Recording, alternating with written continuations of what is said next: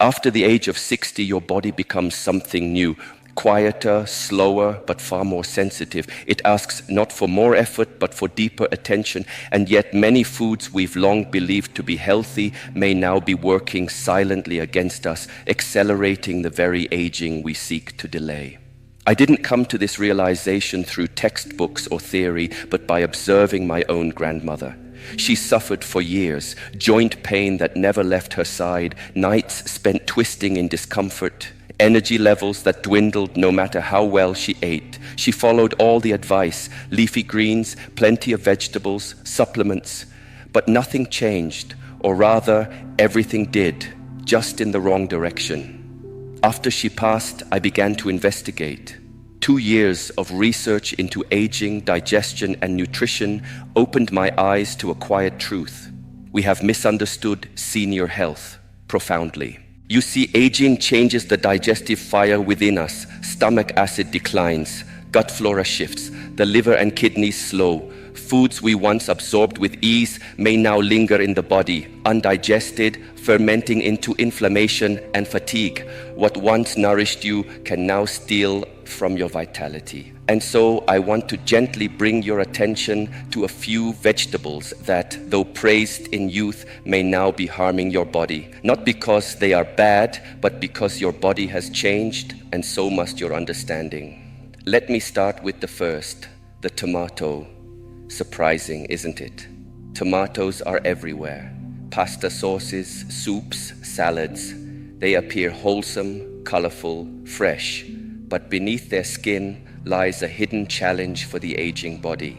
Tomatoes belong to a plant family called nightshades, which contain compounds known as glycoalkaloids, particularly solanine. These are naturally occurring chemicals that in younger bodies are processed efficiently, but with age, your liver's detoxification capacity diminishes. These compounds begin to accumulate, especially in the joints. What follows is inflammation, not a dramatic flare-up, but a slow, persistent heat. Stiffness in the morning, aching knees, hands that no longer grip like they once did. Many seniors report good days and bad days with their arthritis. I gently suggest you observe which days follow meals with tomato-based ingredients. You may begin to notice a pattern, but there's another layer to this. Tomatoes are also acidic. As we age, our ability to regulate the body's acid-base balance weakens. To neutralize the acid, the body draws minerals from within. Calcium from your bones, magnesium from your muscles. Slowly, subtly, you may be depleting your own structural strength in the name of health. I remember sitting in silent reflection after a conversation with my grandmother's doctor. Yes, he admitted, many of my elderly patients with severe joint issues eat tomatoes regularly, but I don't tell them to stop. There isn't enough research. But do we always need research to hear what the body already knows? This is not a warning rooted in fear. It is an invitation to listen more deeply. Your body is wise. It has carried you for decades. Perhaps it is whispering, not shouting. Perhaps tomatoes, once your friend, are now asking to be set aside, not in rejection, but in respect for your changing nature. You are not fragile, you are evolving, and so should your nourishment. It's not just the alkaloids. The truth runs deeper.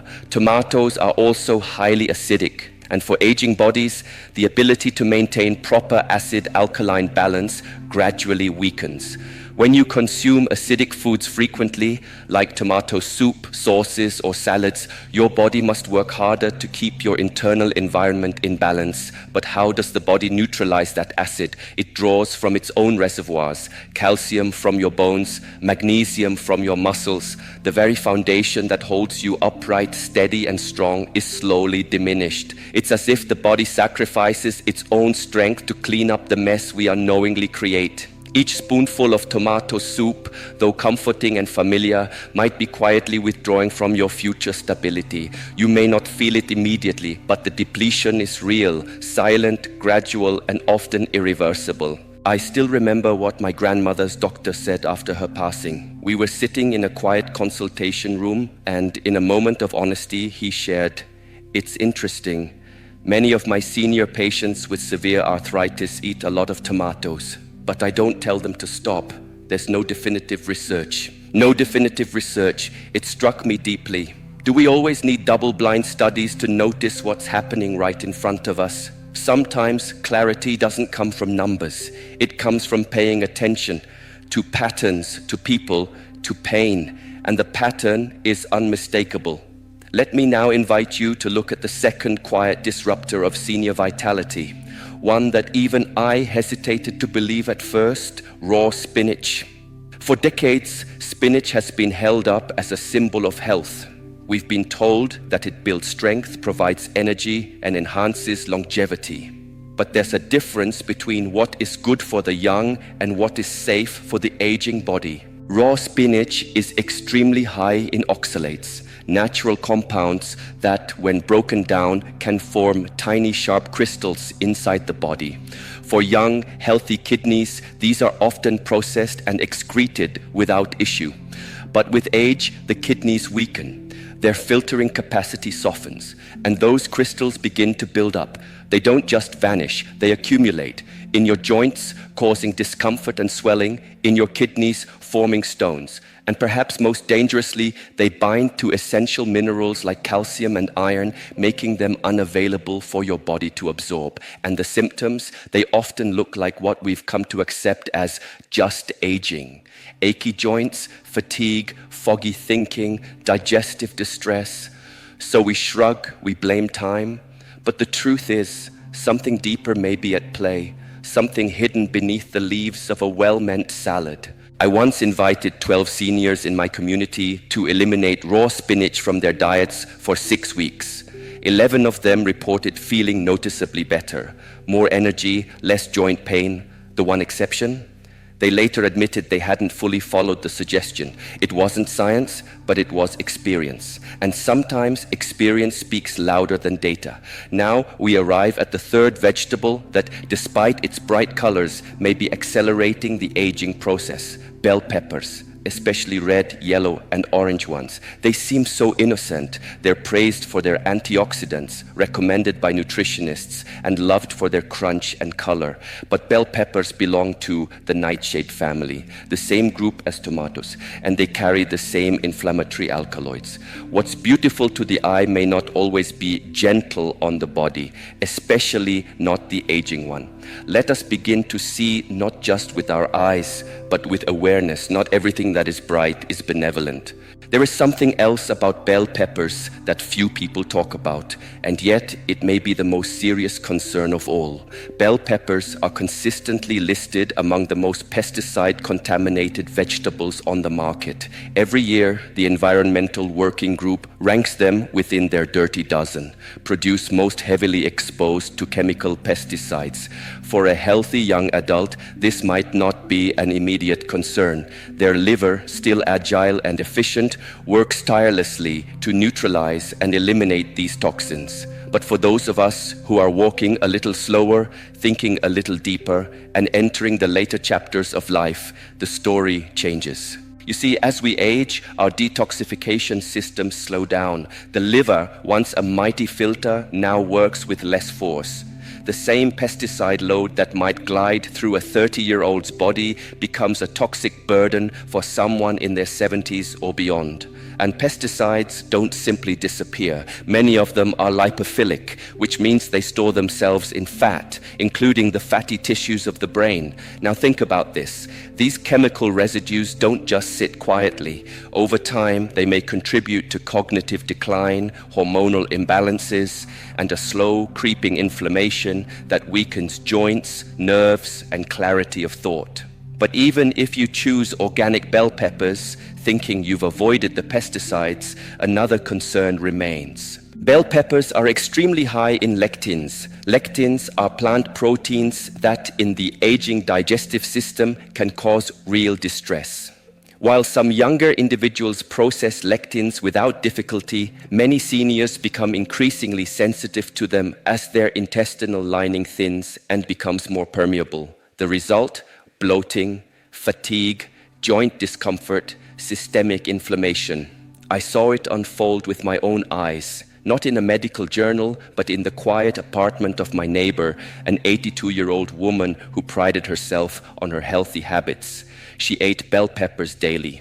They were in her salads, sautéed in her stir-fries, sliced into her snacks. And yet, she suffered. Digestive discomfort, swollen joints, constant stiffness in her knees and hands. I gently suggested she remove the peppers just for a short time. 3 weeks later, something shifted. Her bloating had subsided, her energy returned. Her steps, though still slow, were lighter. Her mind was clearer. It wasn't a miracle. It was simply removing the obstacle. What's most fascinating to me is this. None of this is new. Traditional cultures understood these truths intuitively. In Chinese medicine, foods are categorized not only by nutrient content, but by their energy: warming, cooling, damp, dry. Cold, raw vegetables like bell peppers and spinach are considered too cooling and dampening for the aging body.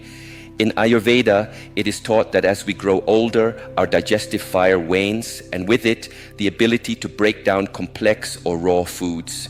Instead, elders are encouraged to eat cooked, warm, easily digestible meals that nourish the inner flame. Some may call this primitive, but in truth, it is sophisticated wisdom, rooted in the deep understanding of how the human body changes through the seasons of life. So, what should replace these inflammatory foods? Let me now offer you the first of 3 healing plants, one that is not just safe, but profoundly supportive of aging bodies: ginger root. Yes, technically it is a vegetable, and one of the most powerful anti-inflammatory allies nature provides. Ginger does not harm the aging body, it revives it. It gently stimulates digestion, supports the liver, and enhances circulation, something that naturally diminishes with age. Its active compounds, called gingerols, have been shown to reduce chronic inflammation, the low-burning fire that silently erodes vitality over time. But ginger goes further. It does not merely reduce symptoms. It has been shown to stimulate the repair of cartilage in joints, to enhance mobility, and to bring warmth to cold hands and tired legs. Unlike medication, which often masks pain, ginger invites the body to heal itself from within. And healing, when it comes from within, is the most enduring kind of strength. As the years pass, the rhythm of the body shifts, circulation slows, blood no longer flows with the same force to your joints, your muscles, your inner organs. It is as though parts of you begin to starve, not from lack of food, but from lack of nourishment, reaching where it is needed most. But nature, in her quiet wisdom, offers an answer. Ginger root, not in the form of powdered spice long forgotten on a shelf, but in its living, potent form, is one of the most powerful gifts available to the aging body. Ginger warms from within. It stimulates circulation gently, like a small flame rekindling life in the limbs. As blood returns to areas once neglected, so too does vitality. This healing is not dramatic, it is subtle. A gradual easing of stiffness, a warmth returning to cold fingers, a sense of energy that does not come from caffeine or sugar, but from the body's own systems finding balance again. I always recommend fresh ginger root. Slice it thin and steep it in hot water to make tea. Grate it into soups, into stews. Juice it fresh if your body welcomes that strength. But start small. A 1/4 inch piece per day is often enough to awaken this inner transformation. Now, let us walk to the second of the healing plants, sweet potato. This one surprises many people because we live in a culture that fears carbohydrates, especially among seniors. You've likely been told to eat low carb to avoid starch, to keep blood sugar down, but here is the truth. Your brain, the very seat of memory, mood, and clarity, runs on glucose. Your muscles too need it to maintain strength and movement. When seniors restrict carbohydrates too much, they often experience fatigue, fog, and even muscle wasting. Sweet potatoes offer what your aging body needs, but in the right form. These are complex carbohydrates, slow to digest, stable in effect. The fiber within them slows down the release of sugar, preventing the sharp spikes and crashes that cause imbalance. Instead, you receive a steady stream of fuel, just as your body prefers at this stage of life. But the gifts of sweet potato go further. The beta-carotene it contains converts to vitamin A, vital for eye health, immune resilience, confidence, and skin strength, areas that often weaken with age. The potassium supports your heart and helps prevent muscle cramps that many seniors face, especially at night. And here is a beautiful secret. Sweet potatoes become more nourishing when cooked. Unlike many vegetables that lose nutrients with heat, sweet potatoes surrender more of their goodness when roasted or steamed. Cooking breaks down the tough cellular walls, making their nutrients more bioavailable to your system. I encourage you to eat them warm, roast them whole, skin on, for the skin contains additional fiber and compounds that support gut health. Many seniors who eat a portion of sweet potato with their main meal find that their afternoon fatigue fades, their mood lifts, and their stamina gently rises. Finally, let me offer you the third healing companion, fermented cabbage. You may know it as sauerkraut or kimchi, depending on your cultural background. And yes, this one surprises people, especially those who struggle to digest raw cabbage. But fermentation transforms. Through the process of fermentation, the cabbage is pre-digested. Its tough fibers are softened, the nutrients are unlocked, and in their place emerge beneficial probiotics, friendly bacteria that replenish the very foundation of your digestion. As we age, gut bacteria naturally decline. This can lead to bloating, constipation, lowered immunity, and even mood swings. But when we replenish that inner ecosystem with fermented foods, everything begins to shift. Digestion improves, inflammation subsides, joint pain lessens. More than that, fermented cabbage provides vitamin K2, a rare and essential nutrient. K2 plays a quiet but crucial role.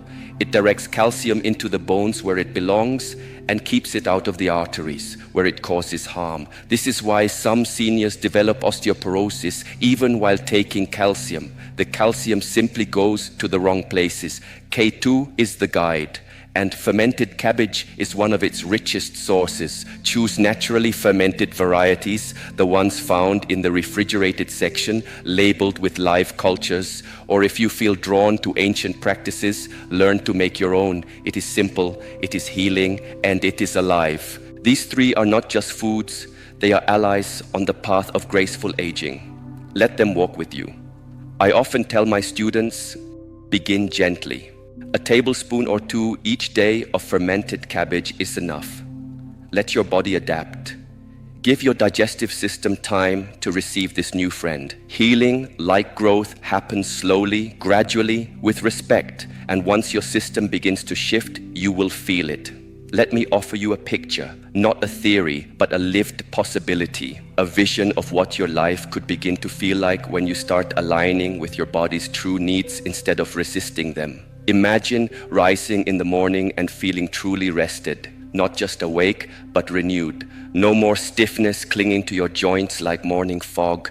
No more heaviness in your limbs as you reach for your slippers. Just a quiet, calm readiness to begin the day. Picture yourself moving through the afternoon without that crash, the one that comes like clockwork, stealing your focus, your energy, and your joy. You remain steady, present, awake, and when evening comes, imagine you still have enough vitality to do what you love, gardening, reading, talking with those you hold dear, instead of collapsing into the same chair, half awake in front of the television. This is not a fantasy. This is what happens when you stop fighting your body's aging process and start walking alongside it.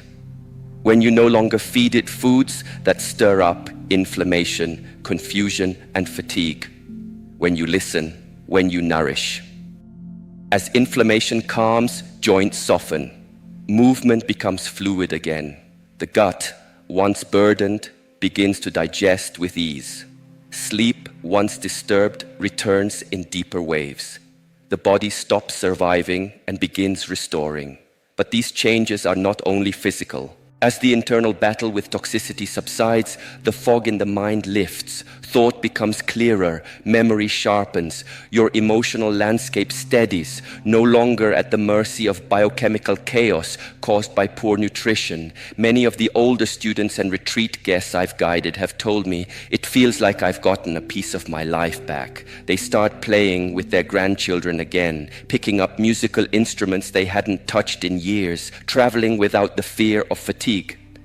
You see, this journey is not about adding more years to your life, though that may happen. It's about adding life to your years.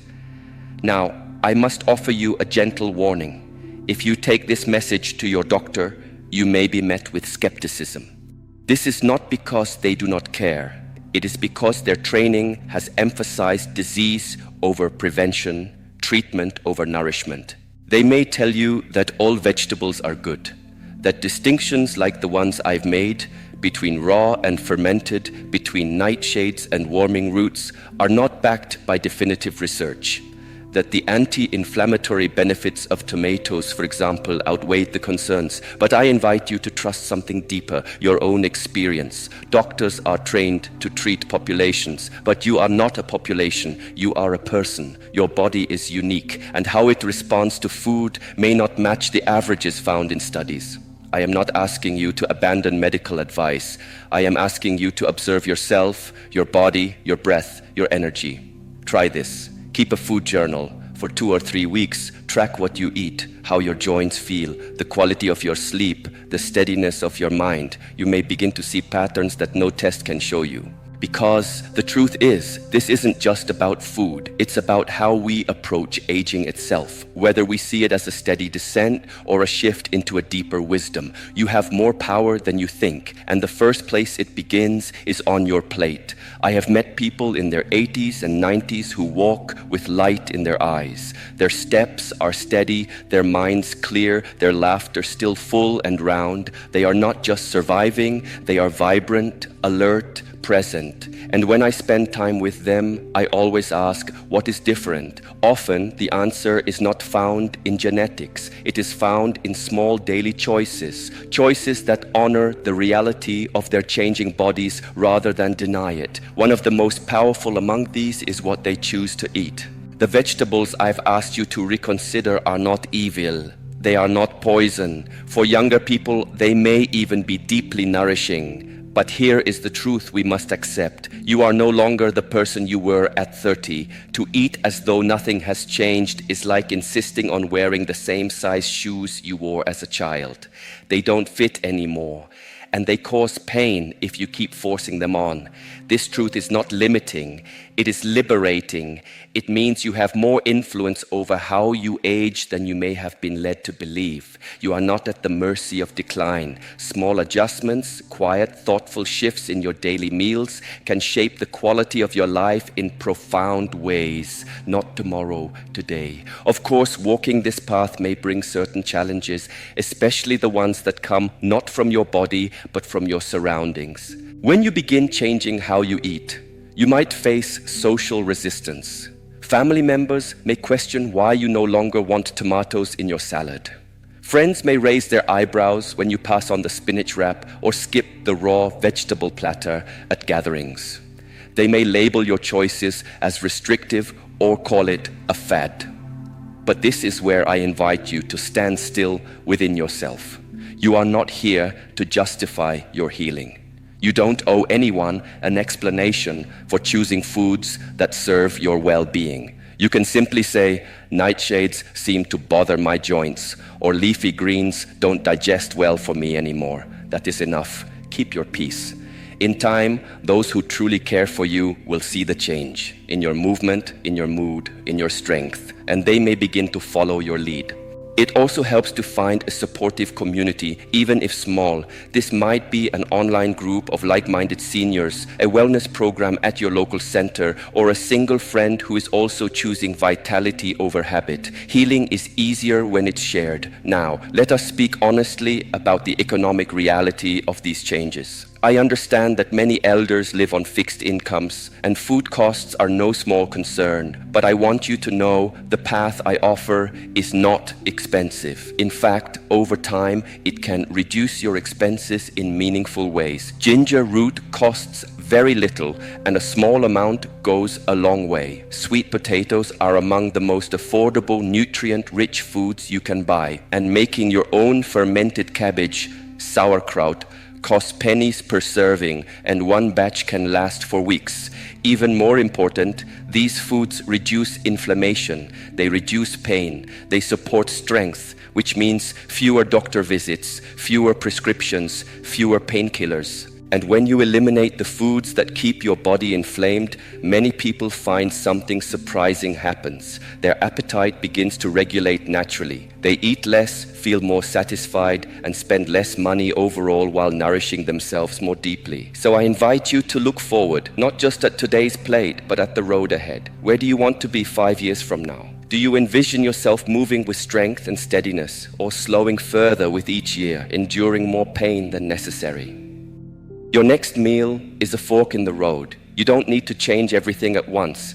Just start by removing one inflammatory food this week. Replace it with one healing food next week. Listen closely. Your body will tell you what it needs and what it's grateful you've let go. Remember, aging is inevitable, but decline is optional.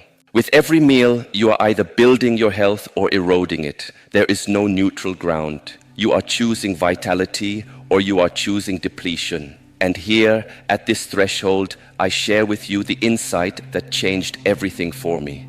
Let us go there together. I have come to understand that the reason many elders continue eating foods that harm them is not because they lack knowledge. It's because they've quietly accepted a false idea that feeling tired, foggy, or in pain is simply what aging feels like. But what if I told you that it isn't? What if much of your discomfort, the aching joints, the heavy fatigue, the bloated belly, the slow mind, is not the natural course of aging, but simply the result of eating in a way your body no longer agrees with? This realization that you are not powerless may be the most important step in your healing. You see, the foods in your kitchen right now are not neutral. They are either supporting your strength or slowly draining it. Every bite is either restoring you or removing something from you. And the choice, it belongs to you. Your body has carried you through a lifetime. It has endured stress, illness, movement, stillness, joy, and sorrow. It has never abandoned you, not even in pain. Now, it is asking to be nourished not by habit, not by outdated guidelines, but by wisdom. You no longer need the foods that made sense 30 years ago. You need the ones that speak to who you are today, a body that has changed, a spirit that has matured, and a life that deserves clarity, lightness, and strength. These are not lofty dreams. They are natural outcomes when you begin eating in alignment with your evolving physiology. So I leave you with one final thought, not a warning, but an invitation. The question is no longer, can I afford to make these changes? The real question is, can I afford not to? Because each day you delay is another day your body must work harder than it needs to. Another day of discomfort. Another day your future self will wish you had chosen differently. You already have the wisdom. Now let your actions reflect it. Choose consciously. Choose kindly. Choose as one who understands how you age begins with what you place on your plate. Aging is a path we all must walk, but the way we walk it, heavy with regret or light with intention, is entirely our choice. Each meal is a step. Walk it with care, with clarity, and with love for the body that has carried you this far.